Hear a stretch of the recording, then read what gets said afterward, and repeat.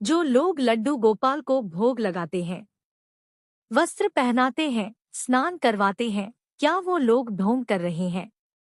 लड्डू गोपाल तो बाजार में हर जगह बिक रहे हैं। दुकानदार तो भोग नहीं लगाता, तो लोग घर में लाकर की क्यों भोग लगाते? क्या ऐसा हो जाता है कि लड्डू गोपाल को घर में आते ही भूख लगनी शुरू हो जाती है? लोग भोग लगाना शुरू कर देते हैं। क्या विश्वास करना बड़ी चीज है या पूजा करना बड़ी चीज? ये ऐसे सवाल हैं जो बहुत सारे लोगों के मन में चलते हैं। आज का प्रसंग बड़े ध्यान से देखें। ये प्रसंग इसी पर आधारित। आइए प्रभु श्री कृष्ण के भक्तों की दिल छू लेने वाली सत्य घटना को जानते हैं। स्वागत है आपका हमारे चैनल कृष्ण ज्ञान रथ में। आगरा की रहने वाली पूजा रींगस में रहती है।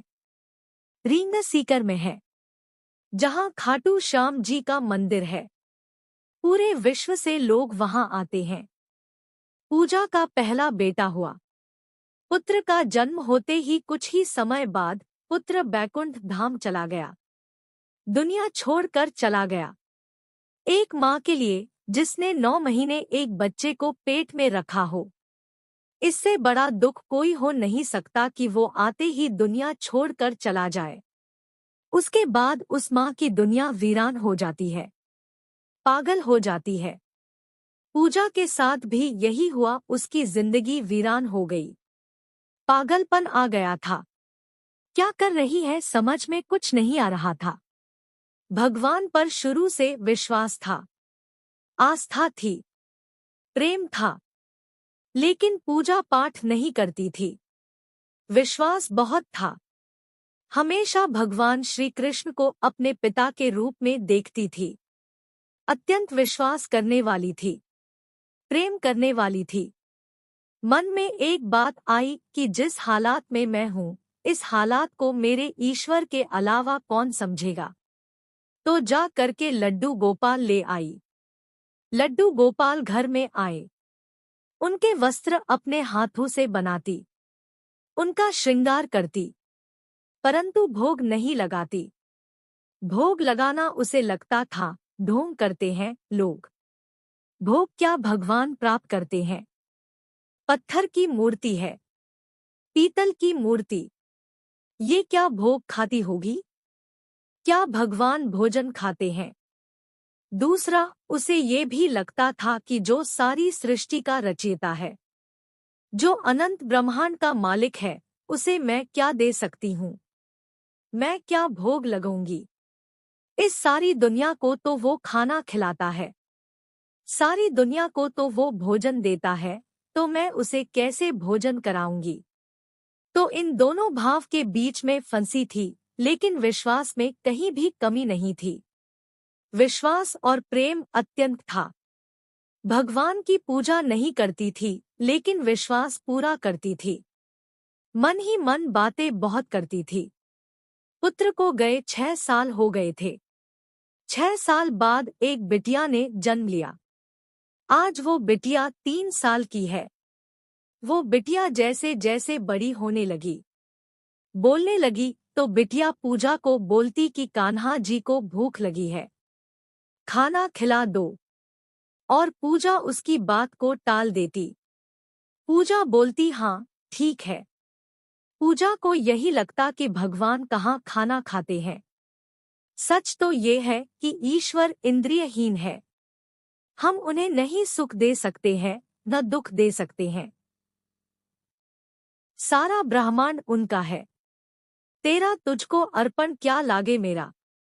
लेकिन ठाकुर जी कहते हैं कि तेरा जो भी भाव, जिस भाव से मुझे देखता है, जिस रूप में मुझे देखता है, जैसे भी पूछता है, जैसा प्रेम तू करता है, मैं तेरे प्रेम को स्वीकार करता हूँ। तू कैसे भी रूप में, किसी भी नाम से मुझे जाने, मैं तेरे प्रेम को स्वीकार करता हूँ।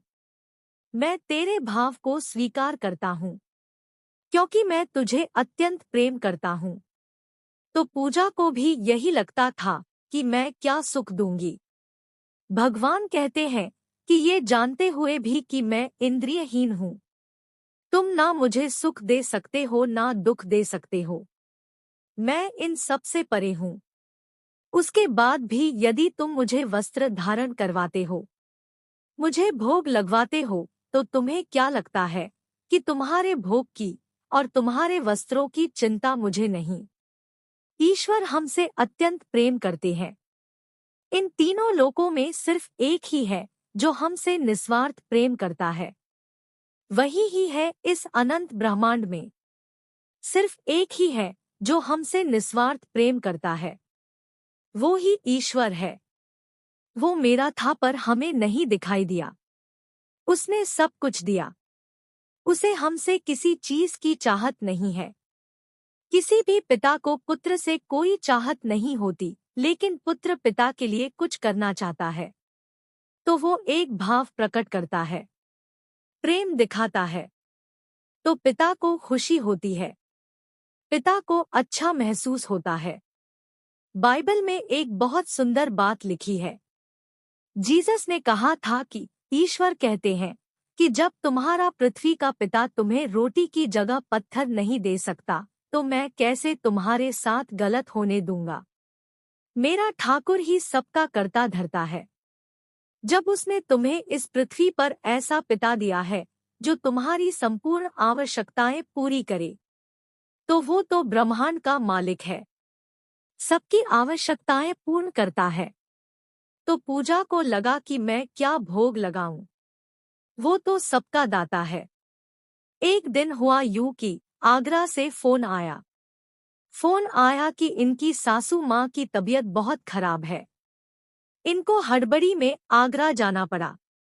तबीयत इतनी ज्यादा खराब हुई कि सासू माँ बैकुंठ चली गई। जब ये 3-4 दिन बाद वापस घर आए तो पूजा ने घर के दरवाजे खोले, अंदर घुसी और जाते हो सबसे पहले मंदिर में गई और देखती है कि जो लड्डू गोपाल है उनकी आंखें सूजी हुई है और लाल हो रही है। ऐसा कभी पहले नहीं देखा था। तो पूजा ने अपने पति से कहा कि आप सच बताना, आपको मेरी कसम है, क्या आपको ऐसा लग रहा कि लड्डू गोपाल की आंखें सूजी हुई लाल है? तो पति ने कहा कि हाँ, आंखें सूजी और लाल है। पूजा भागकर बाजार गई। आजकल आई फ्लू फैला हुआ है। बाजार जा करके चश्मे की दुकान पर गई। वहां बोली कि मुझे भगवान के लिए चश्मा चाहिए, मेरे लड्डू गोपाल के लिए चश्मा चाहिए, और चश्मा लेकर आई पूजा। बता दे कि दुकानदार भी हंसी उड़ाने लगा। खैर, भगवान को चश्मा पहनाया। मन में ये भाव हमेशा रहता ही था कि भगवान कहाँ है। 3-4 दिन बाद देखा आंखें ठीक हो गई थी। जैसी पहले थी वैसी हो गई थी। खुश हुई कि चलो भगवान की आंखें ठीक हो गई। रात्रि में एक सपना आया। सपने में दिखाई दिया कि एक बच्ची है जो इनके लड्डू गोपाल को गोदी में उठाए हुए है, लेकिन लड्डू गोपाल मूर्ति के रूप में नहीं है, जीवंत है, साक्षात है। वो लड़की की तरफ बढ़ रही थी। लड्डू गोपाल के हाथ पैर हिल रहे थे। वो आंखें झपक रहे थे। चांदी जैसे बाल बड़े सुंदर दिखाई दे रहे थे। वो बच्ची पूजा के पास आती है। लड्डू गोपाल को पूजा देखती है और पूजा बोलती है कि क्या आप जीवित हैं? क्या आप सच में यहाँ मूर्ति नहीं है? तो लड्डू गोपाल बोलते हैं कि तुझे क्या लगता है? देखना, आंखें झपक रहा हूँ, मैं हूँ, मैं सच में हूँ। और लड्डू गोपाल हाथ उठाते हैं, मुंह की तरफ ले जाते हैं और कहते हैं मुझे भूख लगी है। पूजा हड़बड़ाकर उठती है। रात के 3 बजे थे। सुबह होने का इंतजार करती है। सुबह फटाफट भोग बनाकर भगवान को भोग लगाती है। यह पूजा ने अपने जीवन काल में पहली बार भगवान को भोग लगाया।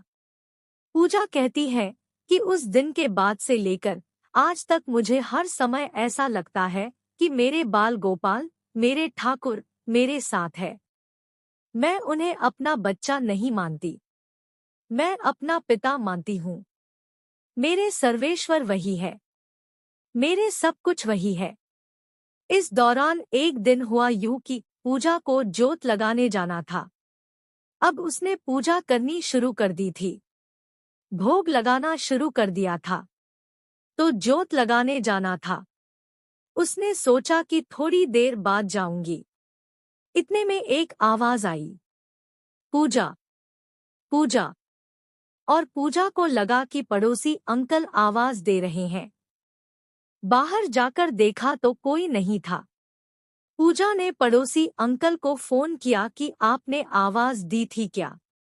तो अंकल ने कहा कि नहीं, मैंने आवाज नहीं दी।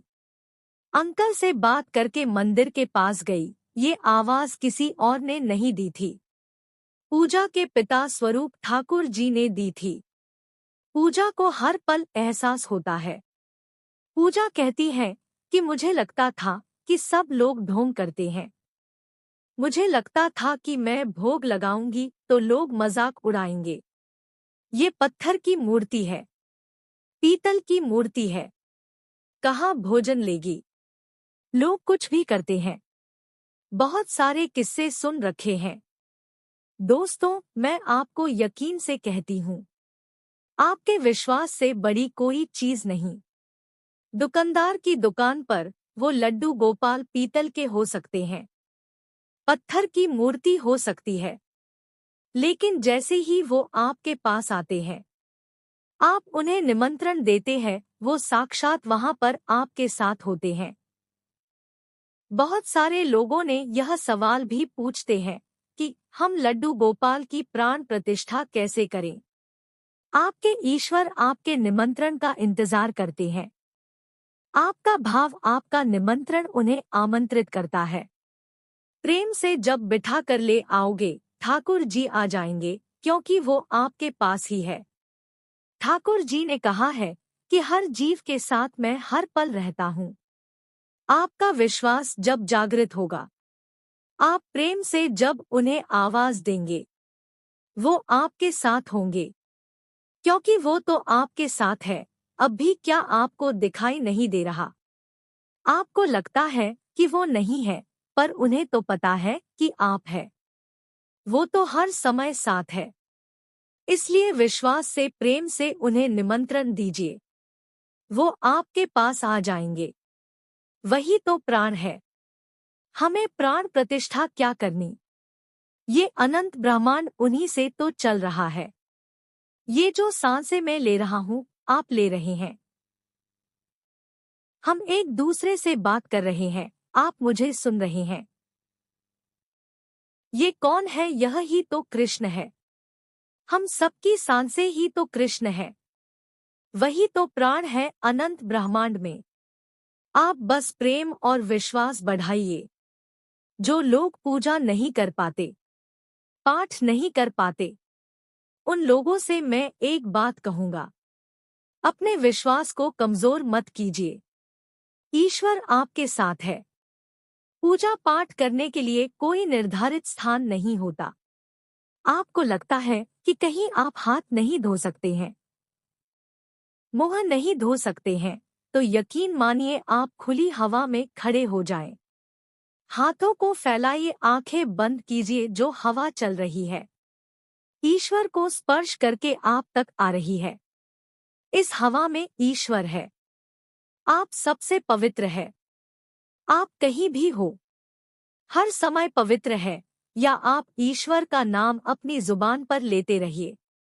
आप अपने हृदय में और अपने दिमाग में प्रभु का नाम जप करते रहिए। उसी समय आप पवित्र हो जाते हैं। तो निश्चिंत रहिए।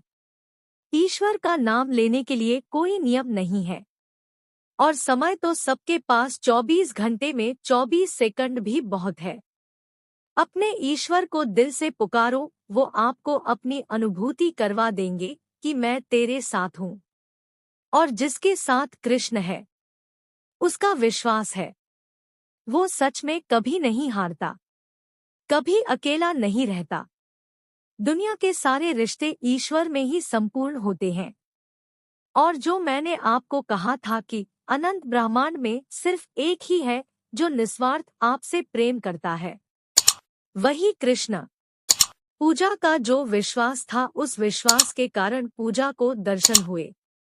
इसलिए हमेशा अपने विश्वास को मजबूत रखें। अपना ख्याल रखें। हरे कृष्ण। जय श्री राधे।